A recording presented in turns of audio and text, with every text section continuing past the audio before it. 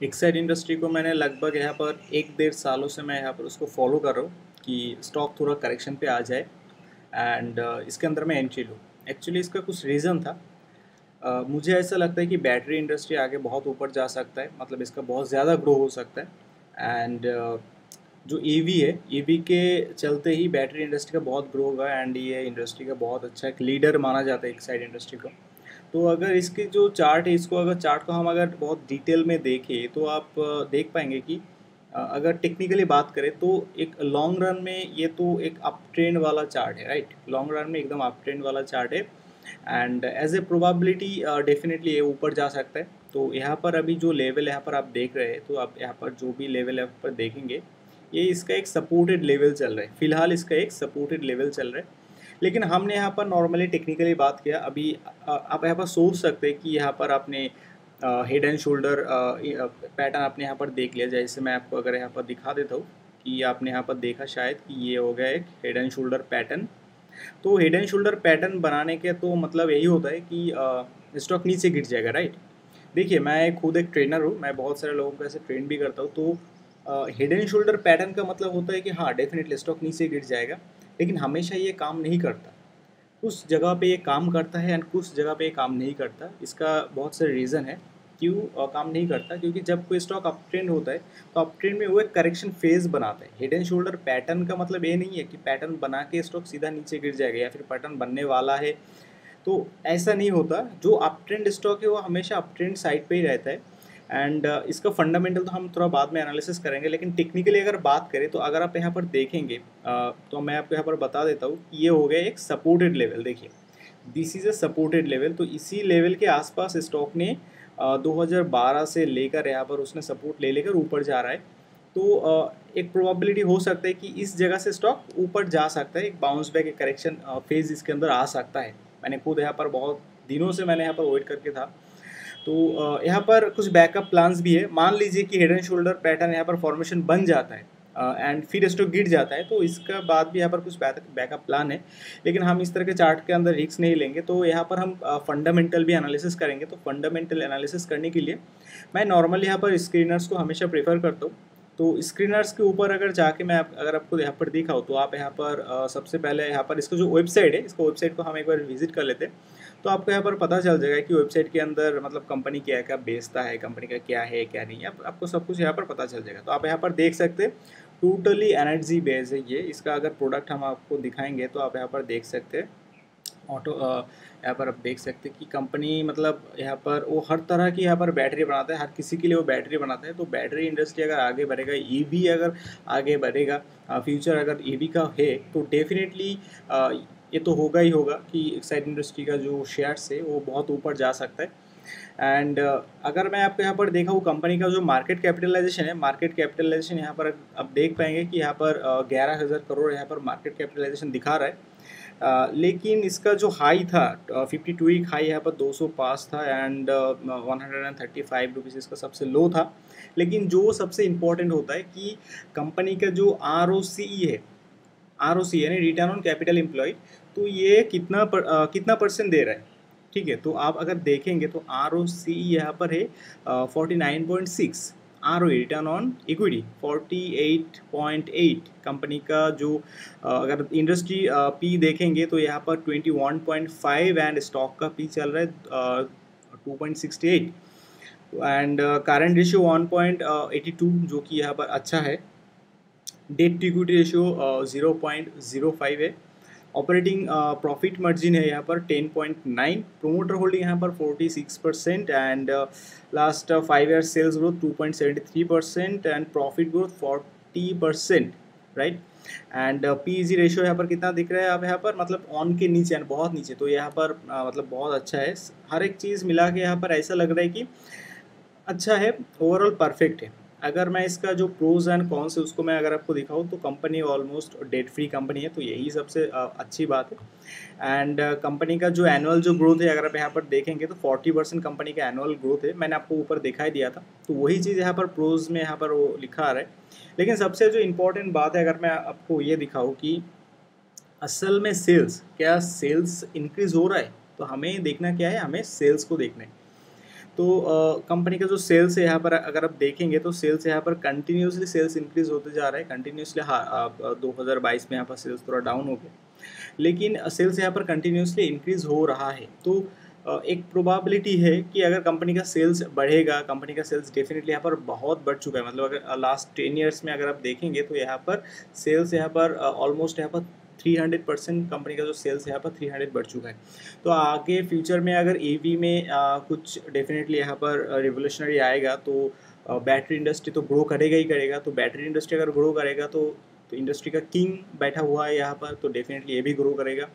तो यहाँ पर बहुत ट्रिक्स है, जैसे बहुत सारे लोग यहाँ पर जो छोटी कंपनी है उनके अंदर इन्वेस्टमेंट करते हैं। तो डेफिनेटली हाँ, मैं भी स्मॉल कैप के अंदर इन्वेस्टमेंट करता हूँ। लेकिन अगर मैं अपने बारे में बताऊँ तो एक्साइड इंडस्ट्री बहुत अच्छा है। इसके अंदर इन्वेस्टमेंट करके मैं आपको ये बात कह सकता हूँ कि आप यहाँ पर देख रहे हैं ना, मतलब 140 रुपये, आज इसका प्राइस 140 रुपये चल रहा है। अगर आप इसको 10 साल तक होल्ड करेंगे, मेरा मानिए आप यहाँ पर इसको 1000 रुपये में 10 साल के बाद कोई इसको खरीद नहीं पाएगा। मैं आपको गारंटी के साथ कह सकता हूँ कि आने वाले फ्यूचर में इसका भाव बहुत ऊपर जाने वाला है। 1000 रुपये में कोई इसको खरीद भी नहीं पाएगा, क्योंकि इसका शेयर का भाव बढ़ने वाला है। क्योंकि अगर फंडामेंटली बात किया जाए तो फंडामेंटल आपने यहाँ पर देखा, कंपनी का फंडामेंटल बहुत अच्छा है, बहुत स्ट्रांग है कंपनी का फंडामेंटल। एंड अगर करेक्शन की बात किया जाए तो अगर आप देखेंगे तो लास्ट यहाँ पर 2019 के बाद से यहाँ पर मतलब 53% के आसपास यहाँ पर एक करेक्शन अभी आ चुका है। तो अगर अभी आपने मान लीजिए कि आपने कोई 122 या फिर 120 लेवल या फिर मतलब अभी जो प्राइस है इसी लेवल में अगर आपने खरीद भी लिया, तब भी आपका जो प्रॉफिट होगा, मान लीजिए मतलब सिर्फ आपने 1-2 साल होल्ड करके रखा तो आपका प्रॉफिट मिनिमम मतलब 100% तो होना चाहिए। देखिए, इन्वेस्टमेंट करेंगे, फंडामेंटली एनालिसिस करेंगे, टेक्निकली एनालिसिस करेंगे तो 100% के नीचे मतलब प्रॉफिट कभी रखना ही नहीं चाहिए। मतलब अगर आप इन्वेस्टमेंट करेंगे, 1-2 साल तक होल्ड करेंगे ना, तो आपको ऐसा सोच कर ही रखना चाहिए कि मिनिमम आपको 100 एंड 200% आपको प्रॉफिट होना चाहिए। अगर 100% या फिर 200% अगर आपको प्रॉफिट ना हो, तब जाके वो स्टॉक में काम करके कोई फ़ायदा नहीं है। क्योंकि 10-20% प्रॉफिट के लिए मतलब उससे कोई फ़ायदा नहीं होता। वो तो म्यूचुअल फंड में इन्वेस्टमेंट कर दीजिए, वहाँ से भी आपको मिल जाएगा, राइट। तो मेरा मानना ये है कि आप सीखिए, सीखने के बाद अगर आप काम करेंगे तो डेफिनेटली आप अच्छा परफॉर्मेंस कर सकते हैं। अपना स्टॉक आप अच्छे तरीके से सिलेक्शन कर सकते हैं। स्टॉक सिलेक्शन सबसे बेहतर होता है। इनफैक्ट हम लोग तो यहाँ पर क्या करते हैं कि सालों से स्टॉक को देखते, ऑब्जर्व करते, ठीक है। ऐसे बहुत से स्टॉक है जो स्टॉक को हम लोग यहाँ पर देखकर ऑब्जर्व करते हैं। उसका प्राइस अभी बहुत हाई में चल रहा है, लेकिन आने वाले फ्यूचर में उसका प्राइस भाव थोड़ा गिरेगा, लेकिन फंडामेंटली स्टॉक बहुत अच्छा है। तो अगर भाव हमारे अंदर आ जाए, मतलब हम इसको ले सकते, इसके अंदर अगर प्राइस आ जाए तो डेफिनेटली हम उसको ले लेंगे एंड फिर जाके उसको होल्ड करेंगे। लॉन्ग टर्म तक हम होल्ड करेंगे एंड डेफिनेटली स्टॉक बढ़ेगा ही। फंडामेंटल अगर अच्छा है, कंपनी का मार्केट शेयर अगर अच्छा है, कंपनी अगर अच्छा परफॉर्मेंस कर रहा है, डेफिनेटली उसका शेयर बढ़ेगा। लेकिन उस कंपनी का जो शेयर है उसका भाव अगर बहुत ज़्यादा है तो आप कभी भी प्रॉफिट नहीं कर पाएंगे। जैसे मैं आपको एक एग्जाम्पल देता हूँ। देखिए, फंडामेंटली लोग यहाँ पर गलत क्या करते हैं, लोग यहाँ पर ये सोचते हैं कि अरे यार फंडामेंटली तो कंपनी बहुत अच्छा है, राइट। लोग यहाँ पर ये सोचते हैं फंडामेंटली कंपनी बहुत अच्छा है, लेकिन आप ये सोचिए कि 10 रुपये का एक कंपनी, मान लीजिए कि 10 रुपये सेल करता है, ठीक है। मान लीजिए कि 10 रुपये ने 100 रुपये कंपनी सेल करते हैं। अभी 100 रुपये सेल करके कंपनी प्रॉफिट करता है, कंपनी कितना, 10 रुपया कंपनी प्रॉफिट करते हैं। अभी कंपनी ने मांगा कि भाई मैं अपना 10% हिस्सा छोड़ दूंगा, अगर तुम मुझे 1000 रुपये दोगे, ठीक है, 1000 रुपये दोगे तो मैं अपना 10% हिस्सा छोड़ दूंगा। तो इसके बेसिस पे अगर देखा जाए तो कंपनी का टोटल वैल्यूएशन यहाँ पर कितना निकल के आता है, आप यहाँ पर देखिए 10,000 यहाँ पर निकल के आता है। लेकिन कंपनी ओवरऑल प्रॉफिट करता है 10 रुपया, सेल्स होता है 100 रुपये का, तो अल्टीमेटली कंपनी अपना 10,000 वैल्यूएशन निकाल रहा है। तो इसके बेसिस पे अगर देखा जाए तो अल्टीमेटली मतलब जो भी लोग यहाँ पर इन्वेस्टमेंट करेंगे, जो लोग यहाँ पर नॉर्मली इन्वेस्टमेंट करते हैं, इंडिविजुअल इन्वेस्टमेंट करते हैं जो लोग, वो लोग जब इन्वेस्टमेंट करेंगे तो डेफिनेटली यहाँ पर लॉस तो करेंगे, क्योंकि कंपनी का फंडामेंटल तो अच्छा होंगे, कंपनी सेल्स अच्छा कर रहा है, company year on year growth कर रहा है। आप देखेंगे यहाँ पर 10 से यहाँ पर 20 हो गया, आप यहाँ पर देखेंगे अगले साल 10, पहले साल 10 था, अभी 20 हो गया, ईयर ऑन ईयर 100% ग्रो किया, कंपनी का सेल्स यहाँ पर 100% और भी यहाँ पर ग्रो हो गया। तो आप देखेंगे अरे यार कंपनी तो बहुत अच्छा है, तो अच्छा है डेफिनेटली, लेकिन उसका जो वैल्यूएशन वो मांग रहा है, अगर वो वैल्यूएशन बहुत हाई होंगे तो डेफिनेटली उसका वैल्यू तो गिरेगा ही गिरेगा। तो इस तरह के कंपनी में इन्वेस्टमेंट करके कभी भी प्रॉफिट नहीं किया जा सकता, इसीलिए कम प्राइस में खरीदना चाहिए। बहुत सारे ऐसे स्टॉक होता है जो अंडर वैल्यूड स्टॉक होता है, फंडामेंटली भी अच्छा होता है, तो उस तरह के स्टॉक के अंदर हमें इन्वेस्टमेंट डेफिनेटली करना चाहिए। जैसे मैंने आपको दिखाया एक्साइड इंडस्ट्री, अगर इसके इंट्रेंसिक वैल्यू दिखाओ तो भी आप यहाँ पर देख पाएंगे 435 इसके इंट्रेंसिक वैल्यू है, राइट। सो ओवरऑल अगर देखा जाए तो फ्यूचर के लिए इन्वेस्टमेंट पर्पस के लिए ये वाला स्टॉक अच्छा है, ठीक है। लेकिन अगर आप पेटीएम के देखेंगे तो पेटीएम ने मांगा था यहाँ पर कितना, मतलब 21-22 से आई थिंक मांगा था, तो मैंने तो इन्वेस्टमेंट किया ही नहीं था।